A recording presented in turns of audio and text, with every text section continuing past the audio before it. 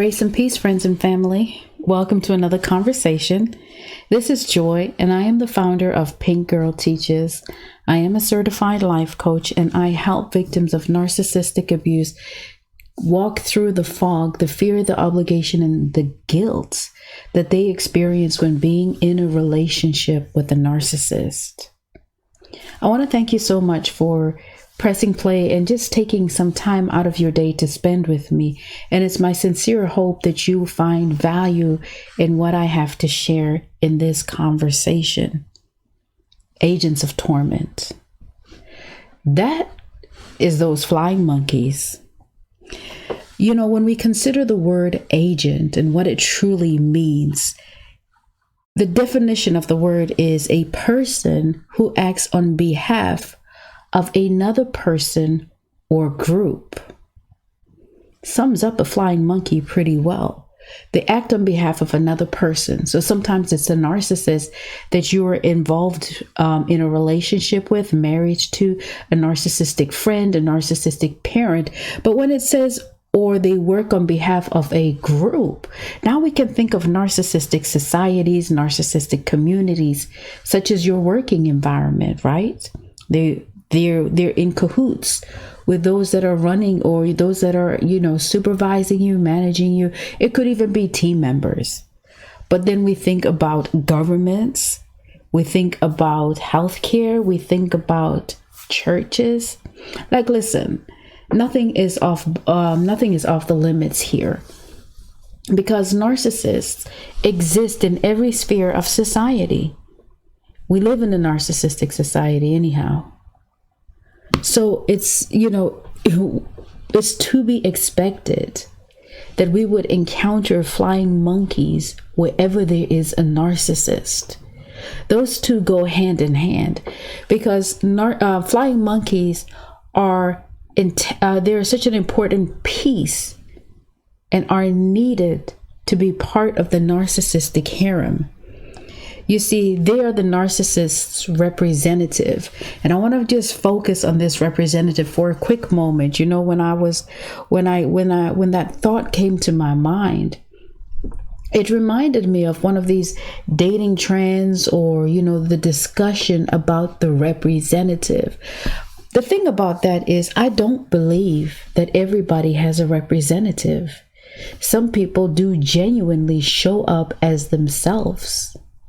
When we consider how we get involved in relationships with narcissists, we didn't take our representative. I know I didn't. And I don't believe in having a representative. Who are we trying to deceive?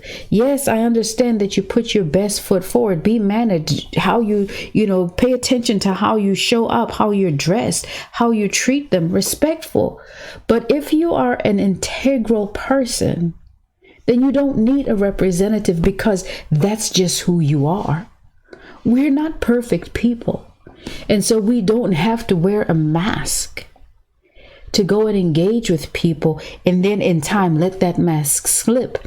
That kind of sounds like the narcissist to me. I'm not for this culture that says representatives, everybody needs a representative, or, the representative shows up. If a representative is showing up, I'm showing out. I'm checking out. I don't have time for that, because I know what I encountered after I dealt with somebody's representative, and I don't have time for it. Do you have time to go through that kind of pain, the deception, when you find out that, they're not even as kind and as caring and loving, as considerate as they acted? And when we are God's children, we know that we cannot just put on a veneer over who we truly are, because what's on the inside is what must come out, and that should be the love of God. And that would be evident in how we talk to people, how we treat people, how we show up. There is no duplicity in Christ. God just is who he is, the same yesterday, today, and forever. That's why we can't have a representative. But here the narcissist sends forth their flying monkey, a representative, their negotiator, their emissary, their envoy. And what is the flying monkey's assignment? To torment you. Yeah.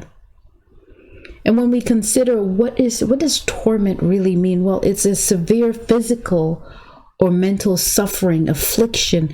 It's agonizing and it's distress. So the flying monkeys are sent by the narcissist, right, to cause a severe physical or mental suffering. They're sent to have you in a position of affliction, to agonize you, to distress you. That's what the narcissist sends the flying monkeys out to do. That is why I want to talk about them as agents of torment, because they've been sent to do this. And the thing about it is they do it gladly, just obedient to foolishness, obedience to destruction.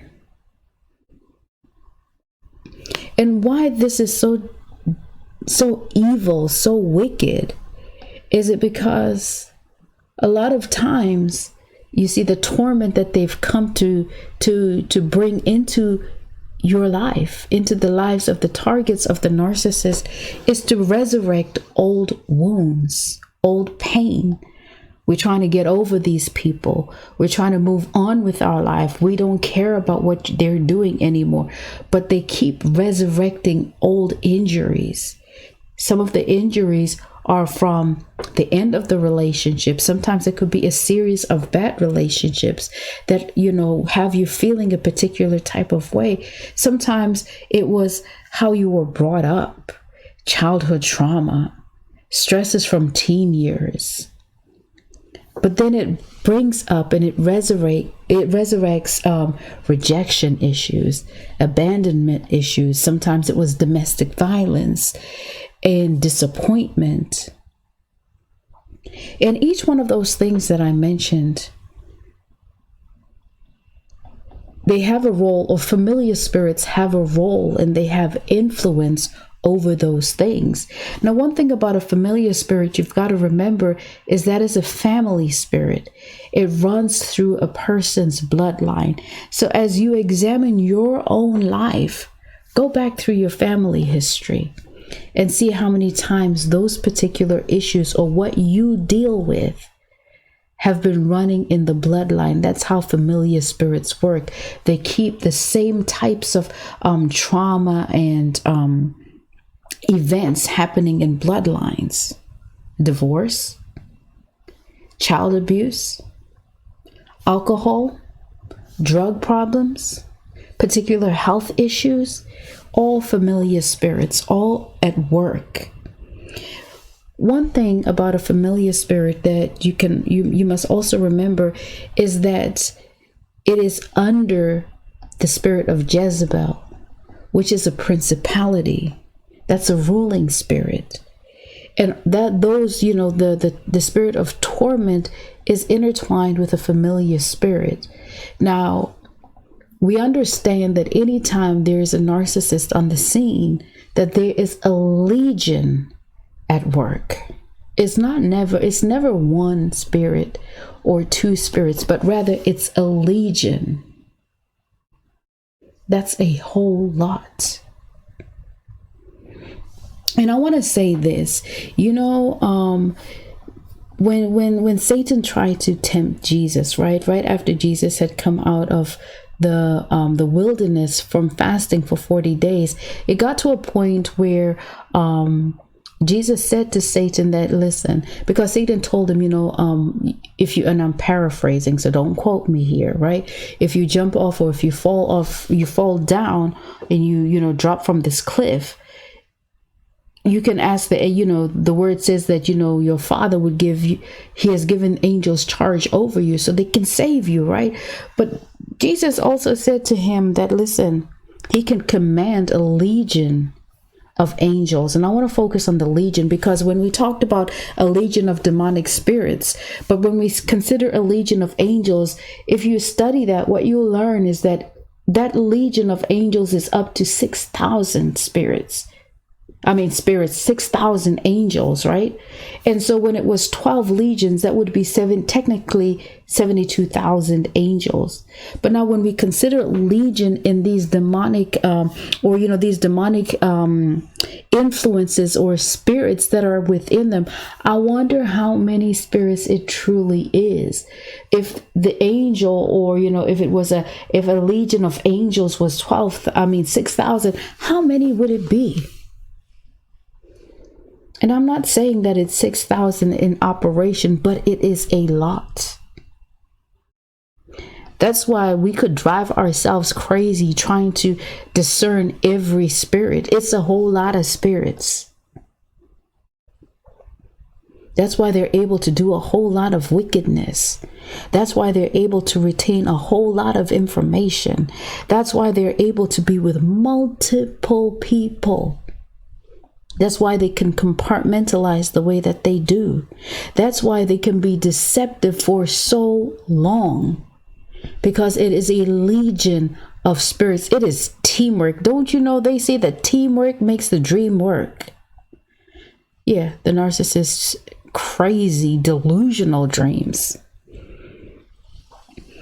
But you see, like I was saying, they're connected to a familiar spirit, and that is why the torment taps into pain points from childhood as well as teen years and throughout life. And the goal is really to keep you stuck and focused on what is happening presently as well as what has happened. Sometimes you ask yourself, why do these things always happen to me? I can never catch a break. Every time I open up my heart to love, I end up here. It makes you blind to the fact that these are patterns that are taking place in your life. Sometimes you have to come out of a situation to be able to look at it, but because of the weight of the torment, it can be paralyzing. But because of the weight of it, we don't always see these patterns for what they are. We don't always see these cycles. It's just repetition without solution, and we get stuck in it. Narcissists and their flying monkeys. You know, what I will say about the flying monkeys is not all of them are inherently evil or just evil by nature. But what it is that they're under the narcissist's influence, and they have been trained, they have been indoctrinated, and they are now robots, puppets on a string that are used by the narcissist to do what they want them to do the narcissist's bidding. But that doesn't excuse them, because right is right and wrong is wrong. You know when somebody is hurt by your actions.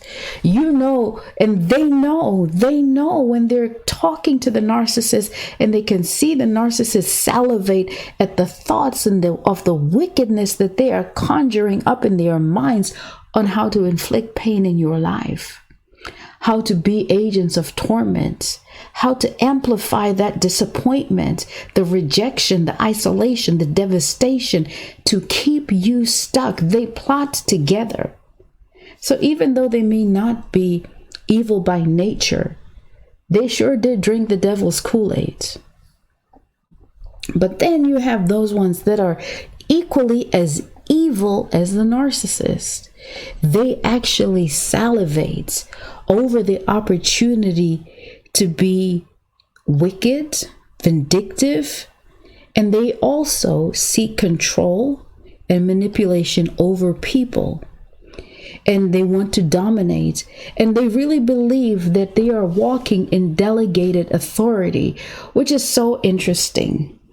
Because the narcissist drank the devil's Kool-Aid, right? And they believe that they have the ability, or they have authority over you. So just like a boss would delegate responsibilities and tasks to team members, the narcissist has done so with the flying monkeys in the love cult, in the narcissistic harem. So those responsibilities have been delegated to the flying monkeys. And, just as narcissists have different masks, they wear different, they put up different facades for different people, for different sources of supply, for different outcomes. Flying monkeys are trained. This is what I want you to do. This is how I want you to do it. The narcissist trains them to be able to cause as much injury. The impact must be, devastating. They are trained for that. That is part of the narcissistic indoctrination. It's part of the rules and the regulation of their love cult, the narcissistic harem, and it's their allegiance to the narcissist. They have this delegated authority. But listen here, child of God, their delegated authority means nothing, and it is nothing compared to the delegated authority that you have through Christ Jesus. The word here says, according to Luke 10:19, the Amplified Version, listen carefully. Hey, it said, listen carefully. I have given you. It's not that I would give you, I'll consider giving you. It says, I have given you, as in it is done. I have given you authority that you now possess. This is why I enjoy reading different translations of the Bible, right? Because those words hit different sometimes. It says, I have given you authority that you now possess to tread on serpents and scorpions, and the ability to exercise authority. Delegated authority. The ability to exercise authority over all the power of the enemy, over all the power of the narcissist, over all the power of the flying monkeys, over all the power of the enemy, which is Satan. And nothing will in any way harm you. That is God's word. So whose report are you going to believe? Are you going to believe the report of the raggedy, dusty narcissist and their flying monkeys? Or are you going to believe this word here? That when we come into alignment with God, and when we continue to go before him and lay our hearts at his feet, inviting him into our life and being obedient to him and walking in his ways. Come on now. God is faithful, and he is more powerful. He is the most powerful being ever, period. And when you are his child, hell gets nervous. You see, what you got to understand is that these spirits, and I need you to hear me, what you got to recognize is that these spirits are, they're attracted to those people that have a strong calling on their life. Come on now, look at Joseph, Moses, Daniel. We can go through the Bible and pull out more names and more examples and more people who were called by God. Listen, Moses had to deal with Pharaoh. Pharaoh, as evil and as wicked as he was, with that callous heart of his, hardened heart, he had to deal with Pharaoh, but he was called by God. Moses had a strong calling on his life. The enemy knows that. The enemy knows who is special and who is different, because there's something about you in the realm of the spirit that vibrates different or that radiates differently. The enemy knows this. And one thing that the enemy fears most is you experiencing deliverance. There is nothing on earth that the enemy fights more than people experiencing deliverance. The enemy doesn't care about nobody's car. He doesn't care about nobody's house, nobody's bank account, nobody's nothing. He fights deliverance, because whom the Son sets free is free indeed. You see, the enemy wants you to remain bound so that you can be terrorized and harassed by these tormenting spirits, these Jezebel spirits, these Leviathan, Python, all the host of them. But we serve the Lord of hosts. Yeah, that's right. And when he sets us free, we're not only free from demonic strongholds, we're free from oppressing spirits. And that is what the enemy does not want. because at that point, the whole game has changed. The goal is to drive you crazy, to destroy you, to control you, to annihilate you. Don't forget, John 10:10 told us that the enemy comes to steal, kill, and destroy. So these tormenting spirits gain access to our lives through pain, rejection, through control issues, anger, abuse. Pain opens a door. It opens a portal for the enemy. And this is where the tormenting spirits come into play. And flying monkeys are nothing more than agents that are used first, yes, by the narcissist, but also by the devil. Let's be clear on that. They are used. This is why it is important for you to remember that the narcissist friends are the narcissist friends. The narcissist family is the narcissist family. And those people that are mutual connections have the potential to be flying monkeys. So don't feel bad for having to go no contact with some people. You're just going to have to be able to do that so that you can reclaim your power, so that you can reclaim your authority, so that now you can begin to go through your process of deliverance, to go through your season with God, so that you can come out. The anointed you, the appointed you, the chosen you can come out and walk in God's perfect plan for your life. It is painful and it is difficult, but you must cut the ties, because that's part of our healing journey. Not everybody is going to be part of your life forever. And a flying monkey does not get that privilege. They are an agent of torment. I want to thank you so much for sharing some of your day with me today. It's been a privilege to be able to talk to you. And I hope that you are able to get something that is helpful to your journey. So continue to come from behind, fearless one, and pursue your most significant state. God bless you.